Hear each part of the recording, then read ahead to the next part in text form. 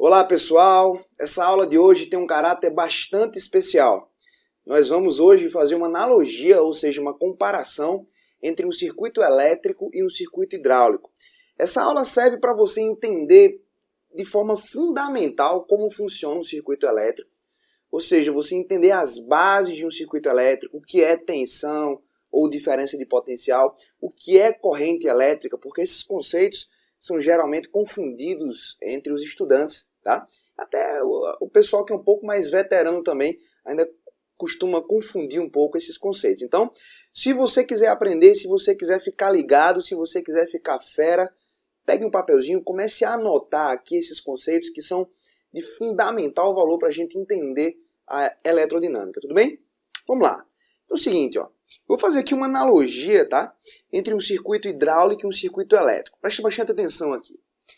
Bom, aqui a gente tem um circuitozinho, pessoal, que é um circuito hidráulico. Tem uma bomba, tá? Aqui é uma válvula que permite a água passar por esses canos aqui. Isso aqui é uma turbina, tá? Que ela vai ser acionada quando a água passar por aqui. Analogamente, eu tenho aqui uma bateria. Aqui uma chave liga-desliga ou simplesmente um interruptor. E aqui eu tenho um ventilador que vai funcionar quando eu fechar essa chave. Bom, então vamos começar a comparação. Aqui, pessoal, há uma diferença de pressão entre os dois lados da válvula, tá? Sendo a água impedida de passar. Veja, ela está querendo sair aqui, só que essa válvula está aberta e não permite a passagem de água. Mas aqui eu tenho uma região de alta pressão e aqui eu tenho uma região de baixa pressão. Analogamente, aqui é a mesma coisa, ó. Aqui eu tenho, pessoal, uma diferença de nível elétrico. Pessoal, nível elétrico também é chamado de potencial elétrico. Aqui eu tenho um alto nível elétrico. Aqui eu tenho um nível elétrico um pouco mais baixo.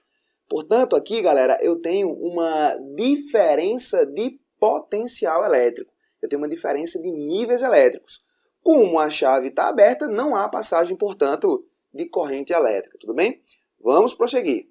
É a bomba que gera uma diferença de pressão entre os terminais de entrada e saída de água. Ou seja, aqui é uma região de alta pressão, aqui ó, uma região de baixa pressão. Analogamente, é a bateria que gera uma diferença de nível elétrico, como eu já tinha falado, entre os terminais positivo e negativo. Isso é chamado, pessoal, de tensão elétrica, ou diferença de potencial elétrico, ou simplesmente tensão elétrica, tá? É a DDP, na verdade eu repeti aqui tensão elétrica, né? Mas finge que você não percebeu isso. Então, galera, a bateria fornece para a gente uma diferença de níveis elétricos. Da mesma forma que a água flui de onde tem mais pressão para onde tem menos pressão, a corrente elétrica irá fluir de onde tem mais volts, ou seja, mais tensão, para onde eu tenho uma tensão menor. Tudo bem? Então vamos lá, olha só, continuando aqui a nossa analogia. A água ainda não circula, mas está presente nos tubos. Tá? Veja que a válvula está aberta, que ainda não tem movimentação de água, mas a água ainda está presente nos tubos. Da mesma forma, a corrente elétrica ainda não circula, mas os portadores de cargas elétricas, que no nosso caso aqui de um fio metálico são os elétrons livres, estão presentes nos condutores, tá? Nos fios do circuito. Pessoal, é muito importante você entender isso. Apesar de nesse circuito elétrico ainda não haver corrente, eu tenho sim elétrons, que são os portadores de cargas, em todos os pontos do fio. Muitas pessoas pensam que quando essa chave aqui for fechada, essa bateria irá fornecer uma corrente elétrica. Tipo, elétrons irão sair aqui do polo positivo, passar por todo o fio, passar pelo ventilador e voltar para o polo negativo. Pessoal, essa ideia está equivocada. Eu já tenho elétrons livres em todos os pontos do fio. Tudo bem? Então não imagine que a corrente elétrica irá sair do positivo e ir para o negativo. Eu já tenho elétrons livres aqui em todos os pontos do fio. Só que esses elétrons livres ainda não têm um movimento ordenado. Eles ainda não estão formando um fluxo de elétrons. Segura aí que já vou fechar essa chave aqui para você ver como funciona. Olha aí, ó. Cara, que maravilha, hein?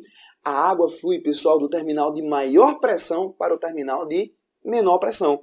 Você viu aqui, ó, a água saiu de onde tem mais pressão para onde tem menos pressão. Analogamente, A corrente flui, pessoal, do maior potencial para o menor potencial, tá?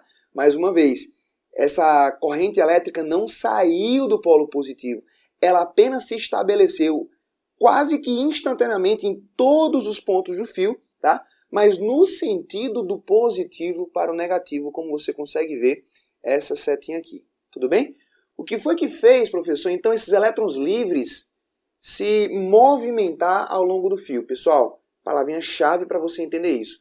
O que fez esses elétrons se movimentarem ao longo do fio foi um campo elétrico estabelecido pela bateria. A bateria, pessoal, estabelece um campo elétrico do polo positivo para o negativo, e você bem deve saber que o campo elétrico é o agente transmissor da força elétrica.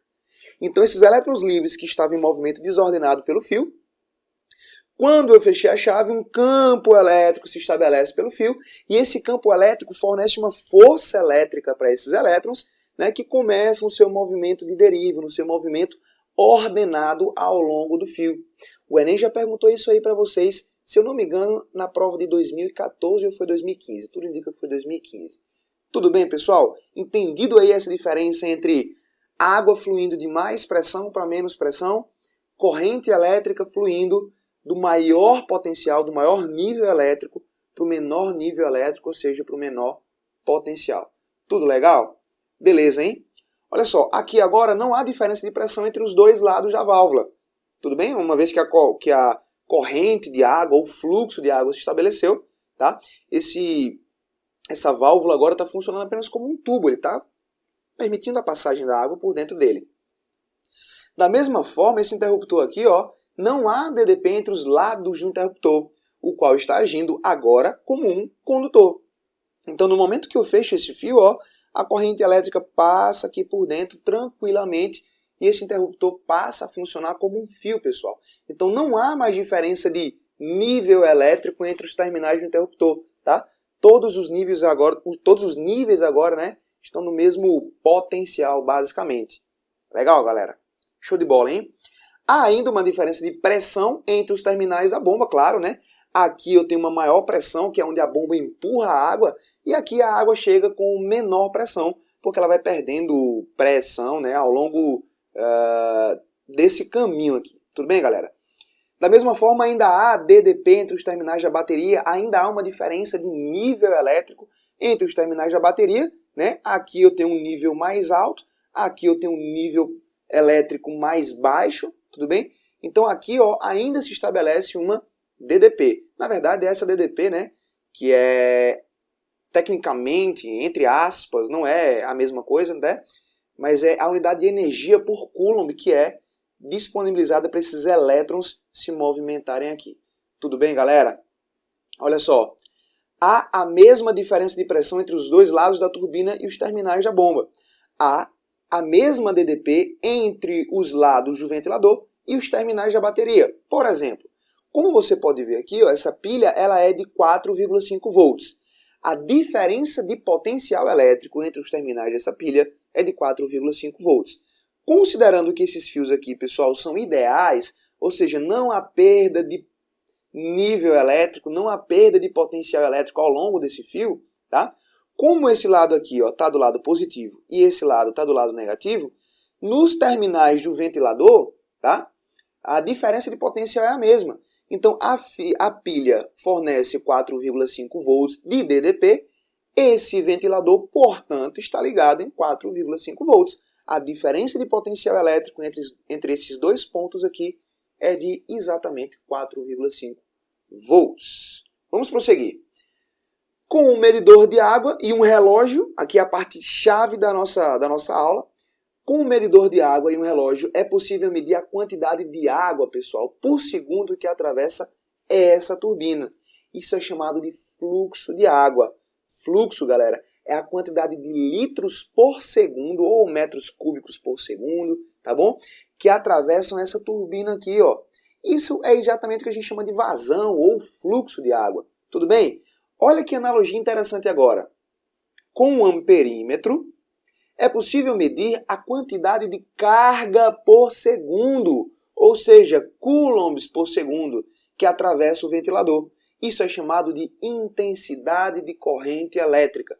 Pessoal, Da mesma maneira que fluxo de água é quantidade de água por segundo, intensidade de corrente elétrica é a quantidade de carga elétrica que atravessa o meu dispositivo por segundo. Então você pode entender facilmente que intensidade de corrente elétrica, pessoal, é análogo a fluxo. Fluxo de elétrons através de um certo dispositivo elétrico. Tudo bem, galera? Espero que depois dessa aula você tenha entendido perfeitamente o que é tensão, que são volts, e o que é corrente elétrica, sendo esse fluxo ordenado de cargas elétricas, sendo medida, portanto, em coulombs por segundo, que é o análogo do ampere. Tudo bem, galera? É isso aí. Espero que você tenha curtido essa aula. Obrigado a todos pela atenção dispensada aqui e espero ter ajudado nos seus estudos de eletrodinâmica. Fica ligado aqui no nosso canal que tem sempre novidades. Forte abraço para você, até a próxima e tchau, tchau.